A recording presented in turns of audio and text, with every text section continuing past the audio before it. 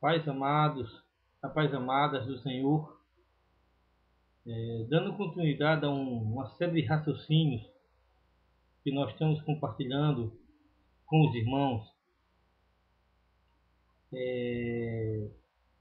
tendo como texto base ainda, 2 Timóteo, capítulo 3, que diz que vai chegar tempos trabalhosos, como também em Timóteo 4, que é a palavra está aqui comigo, que diz que no capítulo 4, versículo 3, porque virá tempos em que não suportarão a sã doutrina. Pois bem, nesses últimos tempos, com o avanço da tecnologia, com o avanço dos conhecimentos da psiquiatria, da neurolinguística, da psicologia, se percebe uma trama muito sistematizada para querer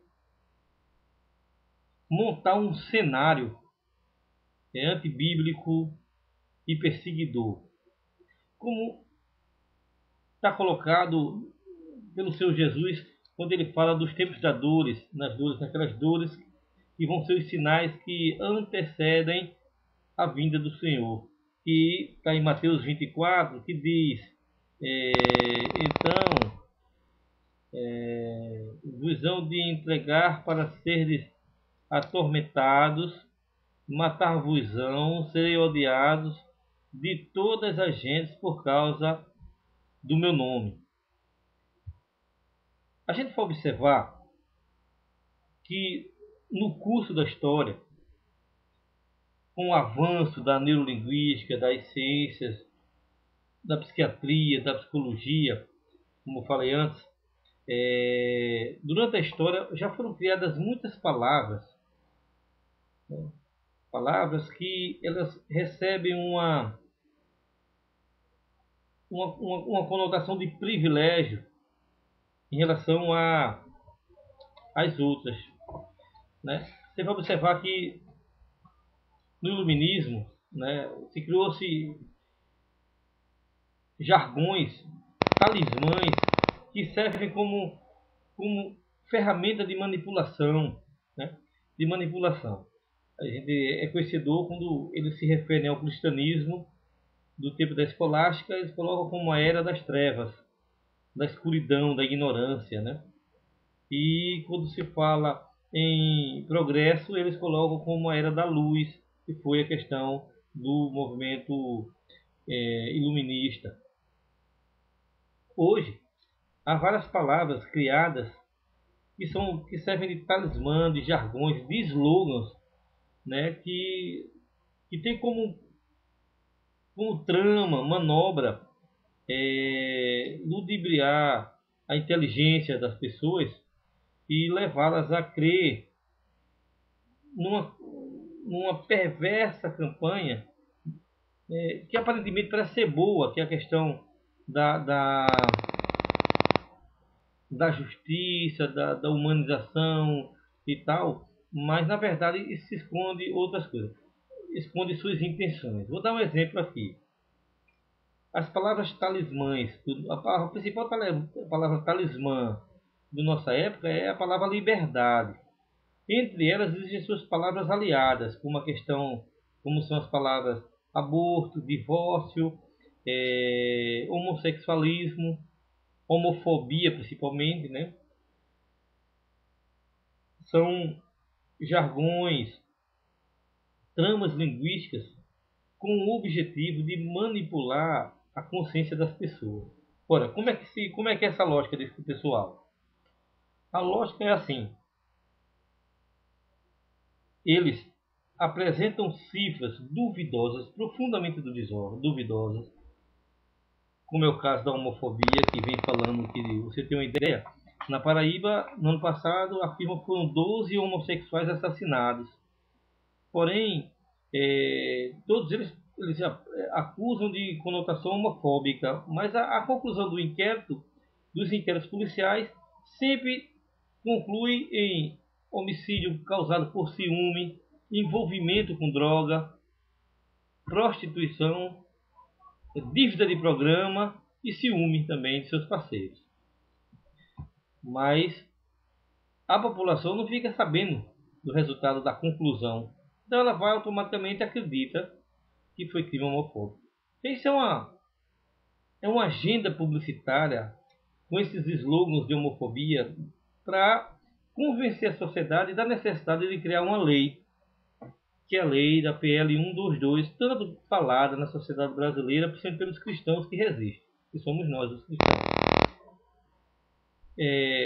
O que é que isso tem a ver com a questão do livro de Mateus, capítulo 24, que diz assim que nos entregarão, nos perseguirão e nos odiarão todas as gentes por causa do nome do Senhor?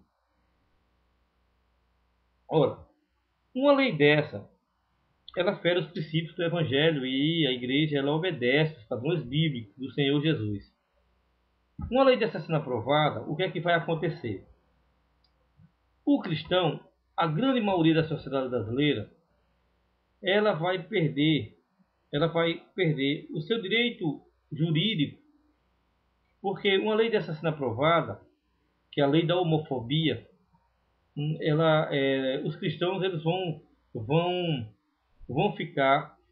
se tornar fora da lei, vão estar fora da lei, né? Como também a questão da lei da intolerância religiosa, que já foi aprovada no Congresso, e se você discriminar as outras religiões, as outras tradições religiosas, você pode ser criminalizado por preconceito e intolerância religiosa. Vai pegar de 2 a 6 anos de cadeia por conta disso.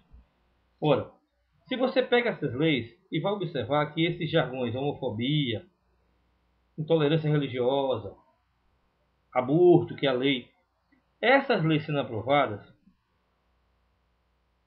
quem é contra elas vai se tornar fora da lei. Ora, no Brasil, existem duas linhas de raciocínios, que são as que são embasadas, que tem como base a teologia e os princípios do evangelho cristão e do cristianismo, e a outra é as pessoas que foram ao longo do tempo se secularizando e têm seus padrões hoje da filosofia pagã, do mundo acadêmico, e que afrontam a palavra de Deus. Então, qual é a trama da coisa? O que é que eles querem fazer? Eles querem promover leis que, sendo aprovada, vai nos empurrar e vai nos colocar numa posição de fora da lei. Aí é que vai começar a perseguição, porque aquele que é contrário, o que foi determinado pela lei, vai se tornar um marginal, né? E o principal aliado desse esquema é a própria mídia, né? A grande imprensa, que ela vai bombardeando as pessoas até convencê-las, né? Até convencê-las com um roteirozinho, vai moldando a opinião pública, para que as pessoas possam se convencer disso, né? Se convencer de que é correto. Então, vamos observar hoje que grande parte da sociedade já está envolvida nisso. Até cristãos, como diz aqui em Mateus 24, o versículo 10. Nesses tempos, muitos serão escandalizados e trairão uns aos outros. Cristãos que se acham que são crentes, que estão convencidos de que esse esquema pagão, diabólico, mentiroso, da trama da linguagem é o correto e vão ser a favor da homofobia, a favor de tantas outras coisas, vão terminar nos entregando aqueles cristãos que são fiéis à palavra de Deus. Então a gente vai observar que o cenário para a construção daquele clima de perseguição, de maus tratos aos cristãos aqui no Brasil já está sendo bem elaborado. Então eu estou falando isso para alertar a igreja, para alertar os cristãos. A Bíblia diz em João 8,44 que o pai da mentira é o diabo. A trama do engano, da trapaça, do ludibriar do jogo das palavras, saber jogar as palavras para semear confusão, discórdia, perda de crença. Quem está fazendo isso é o diabo, usando, né? A Bíblia diz lá em Efésios que não é contra carne e sangue que devemos lutar, mas contra os principados e potestades. Então, o que eu quero alertar é isso, é que temos hoje no Congresso leis que estão sendo aprovadas e já estão tramitando de forma bem avançada.